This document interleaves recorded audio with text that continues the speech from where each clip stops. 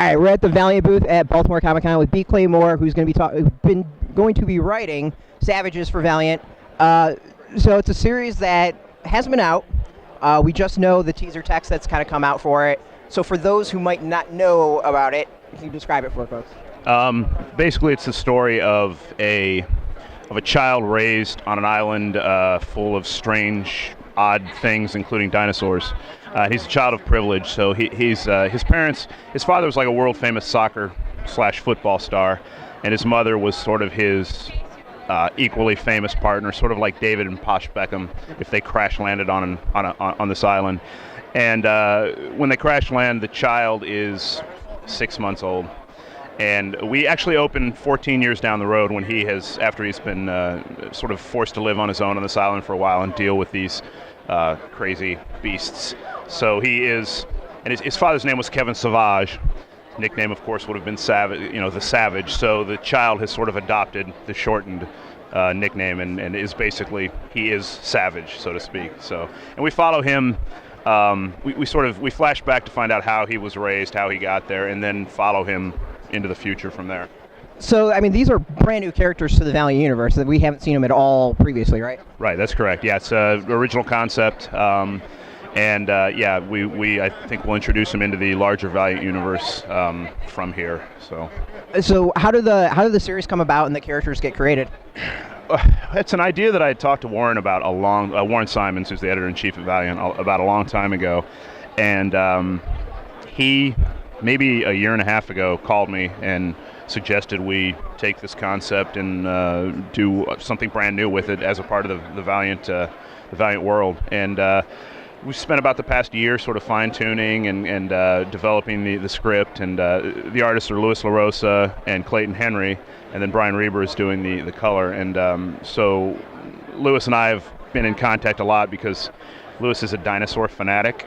I mean, a crazy expert on dinosaurs. So I've kind of let him direct what dinosaurs we see in the book, and then Clayton is handling, to this point, some of the more the flashback sequences with the family and everything. So it all came together pretty well, and I mean, honestly, it's the closest I've done working for another company. It feels almost like a creator-owned book, kind of. Yeah. Which Warren encouraged me earlier to kind of get out of my, when you work for another publisher, doing work for hire with their characters, you get in a certain mindset and you're trying to please the editorial vision, and very early he kind of encouraged me to try to think beyond that and sort of treat it like a truly original concept, and that's helped a lot. So. Yeah, I want to talk about that because it's a new concept, it's new characters. The Valiant world has such a history, even before this Valiant.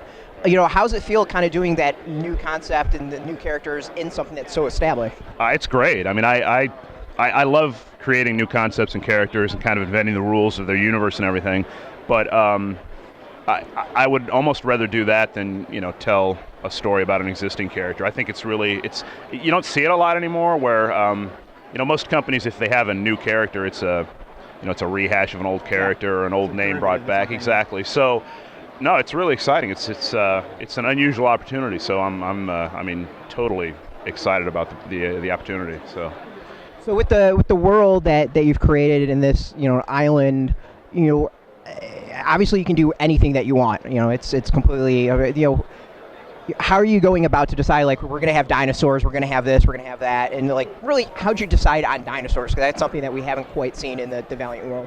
We dinosaurs kind of floated in and out of the story as we developed it. The character, I think more than anything, there are pockets of the Valiant universe where anything can happen. Yeah. So I think it was just a way to kind of push it into more of an extreme corner initially. I mean, he could grow up fighting, tigers or whatever, but why not just have him, tackle dinosaurs? I mean, it gives him a little more of an extreme edge.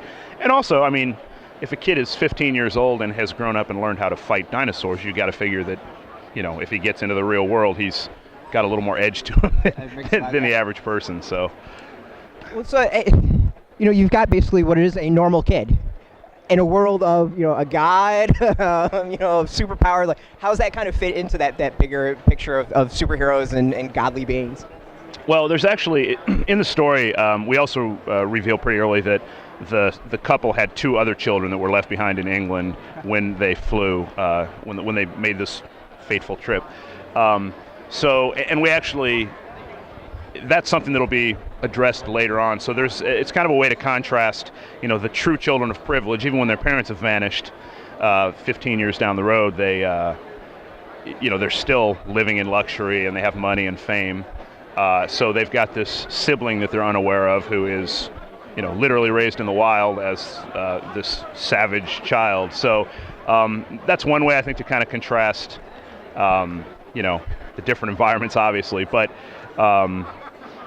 it's one of the sort of themes is even a famous soccer player and his famous wife who have kind of been accustomed to being pampered.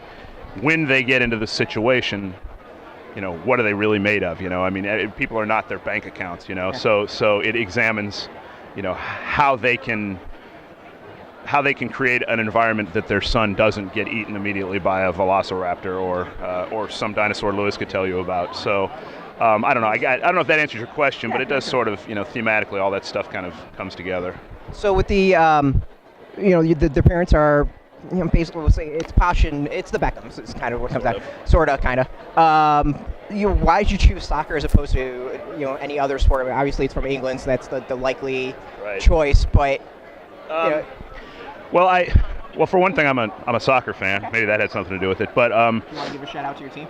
I'm an Arsenal fan. I don't know how they did this. They don't play this weekend. So, I guess it was a combination of I was looking around for titles and names, and for some reason the idea of soccer players have these single word nicknames and everything. So for some reason, Savage just kind of brought to mind. It could be a nickname based on a name or what. I don't know. It just all kind of came together in my head, and also it makes sense that a soccer star would be jetting around the world internationally. And actually in this story he's sort of at the end of his career, and so he's planning on a trip to the United States to sort of end his career playing in Los Angeles to kind of accentuate his brand, which again was kind of what Beckham did, and a lot of European football stars will end their careers making a lot of money in the United States. So it all just logically kind of fell together that way. So with the fact that it's an English family of privilege, the other character immediately I'm thinking of is Ninjak, who is also an English character of privilege. Is there any chance that would come together at some point? It could. I mean, at this point, I don't know. I'm not sure how. Am I reading too much into No. I mean, it's all that stuff. Obviously, it's all part of the character's fabric. So, I think there are characters within the Valiant universe that it would be interesting to see how this character would interact with. So, I think right now we're kind of focused on figuring out how to establish him as this series ends, and then we'll see where he goes from there. So yeah, you said as the series ends, how much of you thinking through of the series? How far out? For me, it's all about this 4-issue series. So, and like I said, we've been developing it for about a year now. So, I figure wherever it ends up, there's a point it can be taken beyond that. You know what I'm saying? So, I'm really hopeful that he becomes incorporated into the larger Valiant universe, used by other people and what have you. But yeah, I would definitely end the series at a point where that can happen. So as a creator, I mean, you're really creating this particular world. If that were to happen for you as a creator, how do you feel about that? Of your creation becoming someone else's toy? I think it's great. I mean, it's in comics. As long as you understand whatever situation you've put yourself in, so if you create a character for a company and understand that it becomes part of the larger fabric, you've got to be excited about it. I mean, there's nothing I'd love more than to see other people, take this character and run with him, and see the readers and fans respond to him. The Valiant readers, I did a single issue of Bloodshot a couple years ago, and immediately when I was at regional cons and smaller cons, I had all these Midwestern Valiant fans just it's a hardcore fan. Yeah, and they're so enthusiastic and positive and just trying to get the word out. It's sort of alien to my when I've dealt with other publishers stuff. So I've noticed that too. Yeah, it's a great thing to see. Yeah, so hopefully, and they've been encouraging and excited about this. So hopefully, they embrace the book and the characters. So with the the Valiant, the thing that really strikes me on the Valiant world as a whole is it's very coordinated and very weaved together, but at the same time you can pick up anywhere, you can start from anywhere. How much work with the other writers and creators have you been doing when it comes to this? Not much, to be honest with you. Editorial has kind of been aware of, I think, where the character would fit within the fabric of the larger universe. But to this point, it's just kind of been myself and Warren and Tom Brennan as the editor, and Lewis and Clayton just kind of figuring out how to sort of put him on the doorstep and see where he goes from here. So when's the comic actually hitting shelves for folks?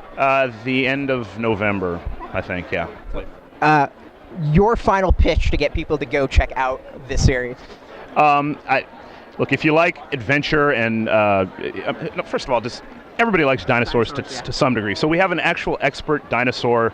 The guy knows everything about dinosaurs. His I'm not sure how he knows that they're completely accurate, but his dinosaur illustrations are amazing.